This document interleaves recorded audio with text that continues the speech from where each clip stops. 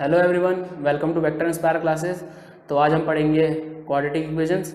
इससे पहले हमने पॉलिनोमियल्स पढ़ा था, तो हेडिंग डाल लेना क्वाड्रेटिक इक्वेशंस।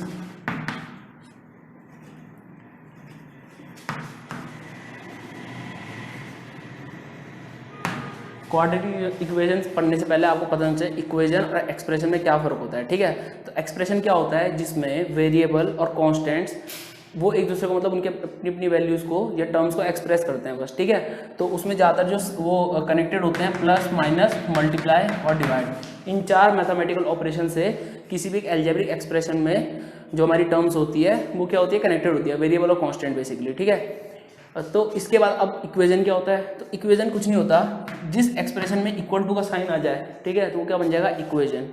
ठीक है, तो अब क्वाड्रेटिक इक्वेशन हमने अभी आपको क्वाड्रेटिक पॉलिनोमियल पढ़ाया था, तो उसमें क्या बताया था कि भाई उसकी जनरल फॉर्म होती है ax² + bx + c where a is not can't be equal to 0 and a b c are real numbers.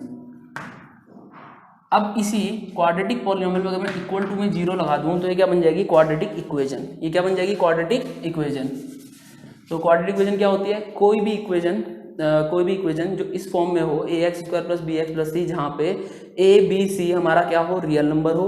a कभी 0 नहीं हो सकता, क्योंकि 0 हो गया तो ऑब्वियसली पूरी टर्म ही 0 हो जाएगी, तो फिर लीनियर में आ जाएगा। और इस तरीके से एक्सप्रेस की जाए वो हमारी क्या होती है, क्वाड्रेटिक इक्वेशन। तो जैसे एग्जाम्पल लेते हैं x² - 2 = 16, तो ये हमारी क्या है, क्वाड्रेटिक इक्वेशन है। ठीक है, इक्वल टू का साइन है इसमें। इसके बाद और ले लेते हैं जैसे x + 1/x = 2। अब ये दिखने में क्या लग रही होगी, नहीं इसकी डिग्री तो 1 है, पर अगर इसे हम सॉल्व करते हैं तो एलसीएम आएगा x, ये हो जाएगा x² + 1 = 2, ये हो जाएगा x² + 1 = 2x, और बाद में हो जाएगा x² - 2x + 1 = 0। ठीक है, आई होप आपको पता होगा कैसे हुआ, ये माइनस प्लस हो रहा था माइनस हुआ, ये डिवाइड हो रहा था वहाँ जाके मल्टीप्लाई हुआ। अब ये वाली फॉर्म और ये वाली फॉर्म कंपेरेबल है बिल्कुल, क्योंकि इक्वल टू का साइन है उसमें। तो किसी भी इक्वेशन को आपको सॉल्व करना है तभी, और उसको तब तक सॉल्व करना है जब तक इक्वल टू में 0 ना आए, तभी हम बता पाएंगे कि वो क्वाड्रेटिक इक्वेशन है कि नहीं है। ठीक है, तो ये हमारी क्वाड्रेटिक इक्वेशन है। अब आगे बढ़ते हैं।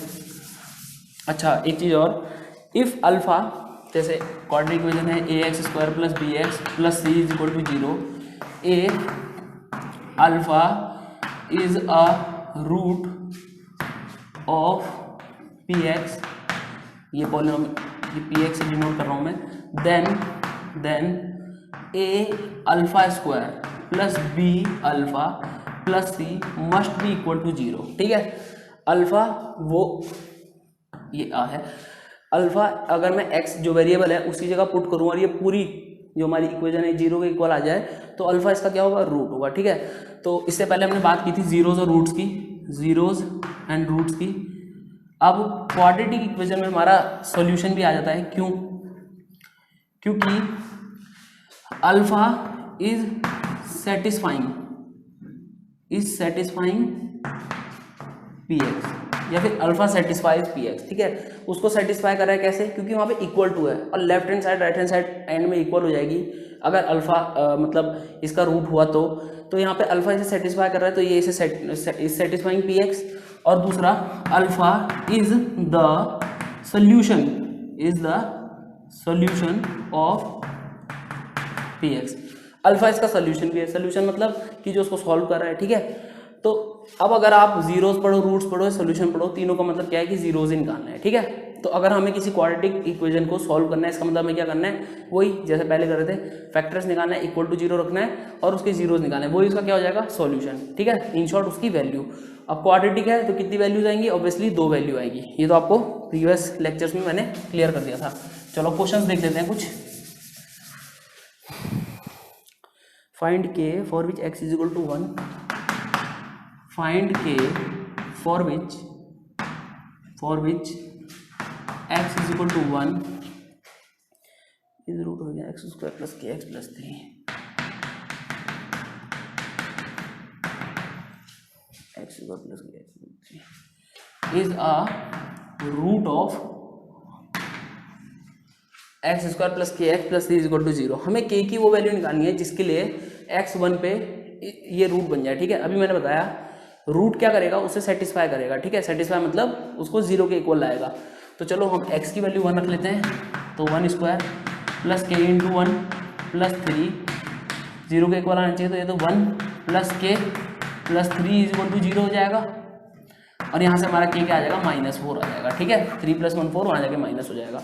तो k -4 वो वैल्यू है जिसके लिए ये इक्वेशन का अल्फा क्या x इस जिसके लिए इसका रूट है, ठीक है। चलो नेक्स्ट क्वेश्चन देख लेते हैं। Show that x is equal to,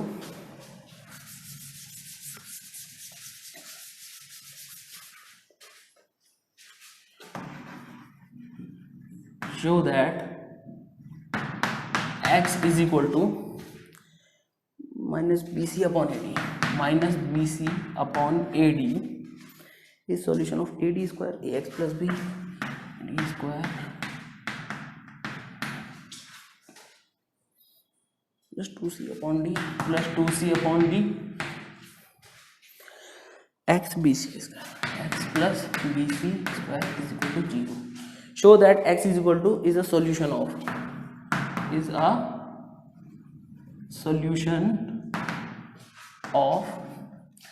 चलो क्वेश्चन क्या है, show that x is equal to minus B C upon A D is a solution of this, ठीक है। मतलब हमें बताना है कि जो x की वैल्यू है माइनस बी सी अपॉन ए डी इसका सोल्यूशन है। अब सोल्यूशन मतलब वही भी बताया था, x की वैल्यू में अगर इसमें पुट करूं और इक्वल टू 0 आ जाए तो इसका मतलब ये क्या होगा, इसका सोल्यूशन होगा। तो चलो पुट कर लेते हैं, तो a d square as it is, a upon b as it is, x क्या आएगा माइनस बी सी अपॉन ए डी, चलो plus 2c upon d plus B C square, और यहाँ पे बाहर पे x भी था तो x की जगह हम क्या रखेंगे माइनस बी सी अपॉन ए D, minus B C upon ए डी, ठीक है। चलो इसे सॉल्व कर लेते हैं। तो सबसे पहले तो ये एक ही टर्म है तो ये कैंसिल हो जाएगा, ठीक है। तो ये बनेगा ए डी स्क्वायर, ये माइनस सी अपॉन डी, ये सब तो कैंसिल हो गया, प्लस 2c अपॉन डी, और बाहर क्या है माइनस बी सी अपॉन ए D plus B C square. चलो अब इनके एलसीएम लेने की जरूरत नहीं है, डिनोमिनेटर सेम है, डायरेक्टली सॉल्व हो जाएगा। तो माइनस सी प्लस 2c कितना होगा, सिर्फ c अपॉन डी, ठीक है। तो इसका c अपॉन डी आ गया, बाहर ए डी स्क्वायर है, यहाँ माइनस बी सी अपॉन ए डी है, ये माइनस मल्टीप्लाई वाला है, ठीक है, अंदर है मतलब। अब देखो ये a है, अच्छा ये d था, डी स्क्वायर तो d इंटू डी से कैंसिल, a ये था, a से a कैंसिल। अब हमारा क्या क्या बचा, ये बनेगा minus B C square, minus B C square, और बाहर क्या है प्लस बी सी स्क्वायर, ये 0 आ जाएगा।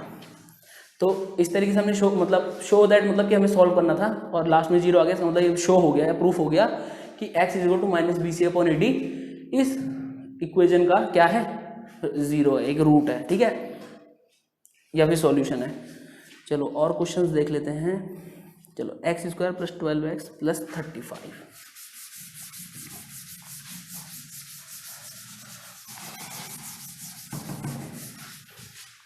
सॉल्व।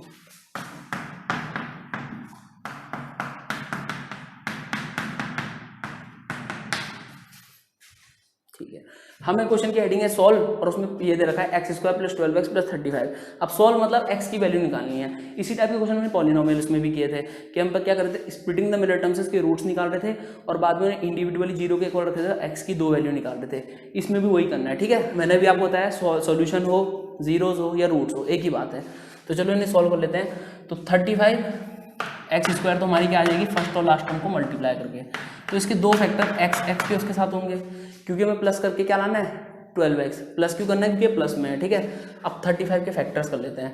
तो 35 7 5 35 होता है, और 7 + 5 हमारा 12 हो जाएगा। तो 7x और 5x इसके दो फैक्टर हो गए।